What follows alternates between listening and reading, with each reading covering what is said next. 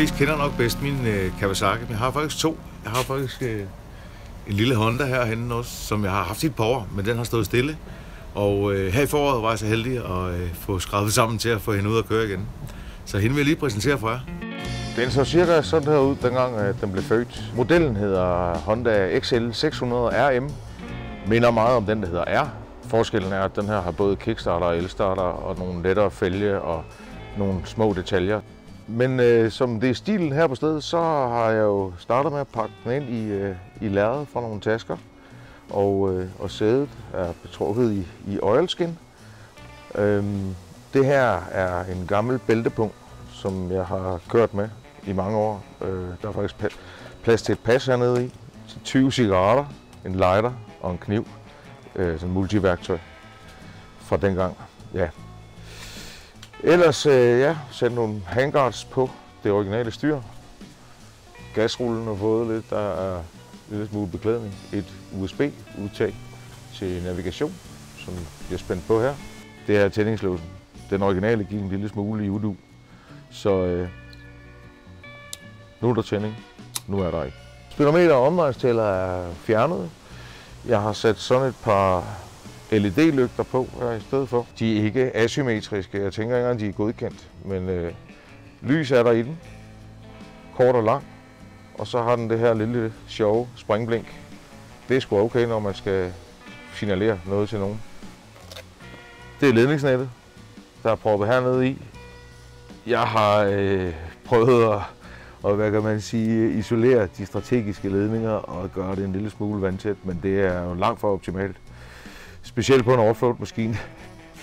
En lille pølsetaske sidder bare fast her til forgaffel. Gaffelbenene er iklædt ærmerne fra en oilskinjakke. De originale muffer sidder herinde under, så den er fint beskyttet, og den fungerer upåklageligt. Jeg har pillet speedometeret af. Her er de fælge, hvor samlingen eller egernes fæstning sidder i den her vulk frem for i fælgekanten, og derfor kan den køre med slangeløs dæk. Sidedækslerne har jeg taget af og sat sådan nogle her på, også fint betrukket. Den her kan skrues af. Det er ikke så nemt, men det kan lade sig gøre. Så kan man vippe op, så der er adgang til batteriet. Det sidder herinde bagved. Og en lille timetæller. Svingeren, en fin aluminiumsvinger, er blevet pakket ind i canvas også. Der sidder strandsand fra Vesterhavsturen. Udstillingsrøret er en gammel potte fra min Kappa, faktisk. Jeg har forkortet lidt. Og, originalt forrør, kan man sige, samle, og også den der potte, så den skræller en lille smule. Et stykke bagskærm fra et eller andet, som jeg skulle ikke rigtig huske, hvad det er. En lygte, der er rimelig godt blus i hvert fald bremselys. Helt legalt LED nummerpladelys herinde under. Det her beslag er et, der blev lavet sådan lidt faktisk til den her over. Dengang at jeg lavede lidt om på stillet af den. Og den er lavet af et stykke aluminiumsplade, men den sidder faktisk udmærket. Fleksibel version. Jeg har sat sådan en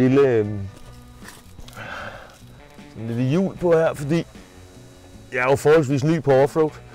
Og det der med den kæde, der hænger og slasker der, det fik jeg totalt stress over. Man kan hive det her af forholdsvis nemt, de her 3 skruer. Og det sidder hængslet med en strip. Så kommer man til luftfilteret, som jeg nu har begyndt at tage seriøst med at rense. Da jeg fik den samlet, der manglede jeg et beslag, der ligesom holder igen på koblingskablet. Det måtte jeg så selv lige banke. Men det fungerer. Jeg kom lidt tæt på motoren, så den har fået noget power wrap lige til at gøre sådan, at den ikke smelter. Der er røget lidt af bagenden herhenne også. Men jeg har med vilje bibeholdt det her. Fordi jeg jo begyndt at godt kan lide at køre offroad, og der vil man gerne kunne klemme benene sammen her. Så det har jeg ikke pillet ved. Men jeg har lavet et par tasker. Et par adventure-tasker. Som sidder her.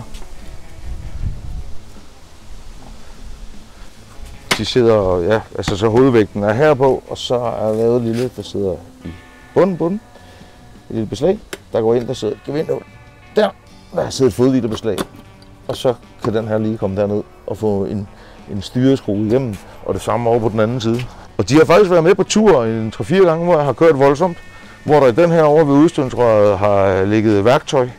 Jeg tænker 4-5 kilo eller sådan noget, og i den anden har ligget madpakke og lidt olie. Og der har sgu ikke været noget. Og nu har jeg lige spottet, at det faktisk passer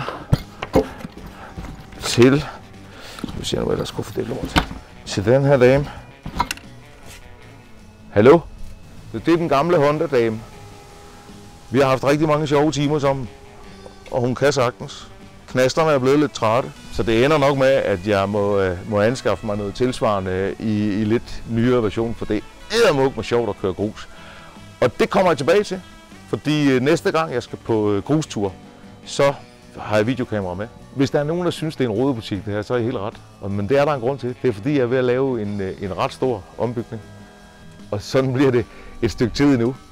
Men tak fordi I så med. Jeg er straks tilbage. Husk at abonnere på kanalen. Kør klogt og have det sjovt. Hej!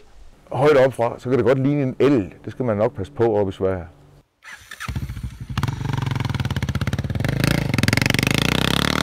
Og så faldt jeg lige over et gammelt rockklip, som faktisk er brugt til min intro-auto her på kanalen. Og det filmede på en af mine første ture til Sverige.